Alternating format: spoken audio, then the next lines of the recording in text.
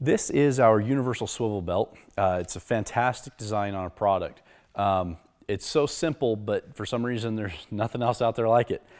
Simply just clip it around your client or patient's waist, and what happens is you're able to actually create a situation where you can add resistance to them and move them in all different directions as the resistance continues to pull.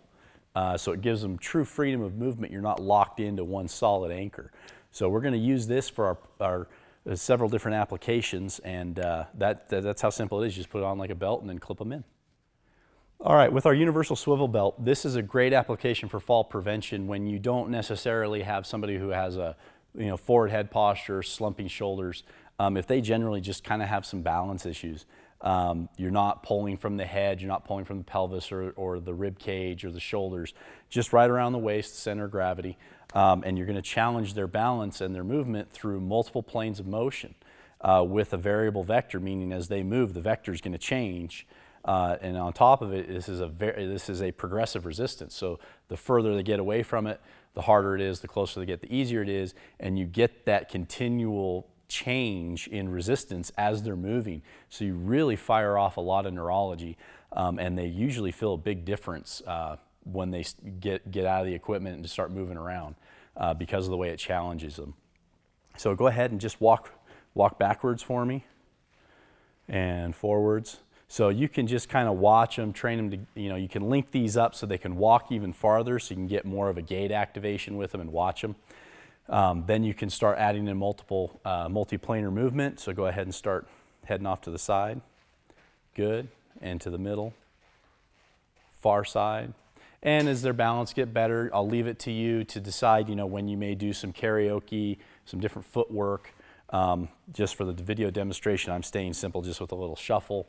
Now what you can do is add some counteraction movement. So go ahead and lunge out for me and exaggerate it. Really good, good. You can have them then also perform that in multiplanar. There you go. So now our resistance is obliquely to her, so that's a unique challenge, not just moving in the sagittal plane. And the far side. And what's unique about this situation is you're training eccentrically pretty heavily. Go ahead and step back just a little bit for me and go ahead and lunge as I explain this. Because this resistance is really pulling her forward, when she steps down, she's having to control, she's having to decelerate. You're eccentrically training and helping her learn how to do that. So many ACL injuries happen, from not being able to control that deceleration movement. So that's really important. So go ahead and turn around for me. Now, because of the action of the swivel belt, it lets us have freedom of movement. Now we can do all those same things facing the other way, challenging their balance with these different angles as well. Again, engaging with some counter hand, counter leg movements. Again, you can do footwork. You can use our hurdles, our ladders, engage with all kinds of footwork while you're challenging their balance.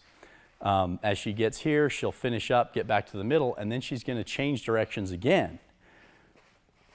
Now, we've only gone into the front, back, side to side, and so she's going to go ahead and do a couple of movements here.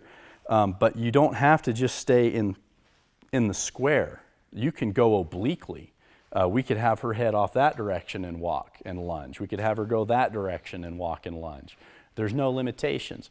You could set up dots all along the floor and have them work on coordinate and go through those different things and touch them with the feet and different things like that, all while having resistance, increasing the amount of effort they have to put in eccentrically, concentrically, and isometrically, all three. And the biggest thing I like is how much deceleration training is actually done with this.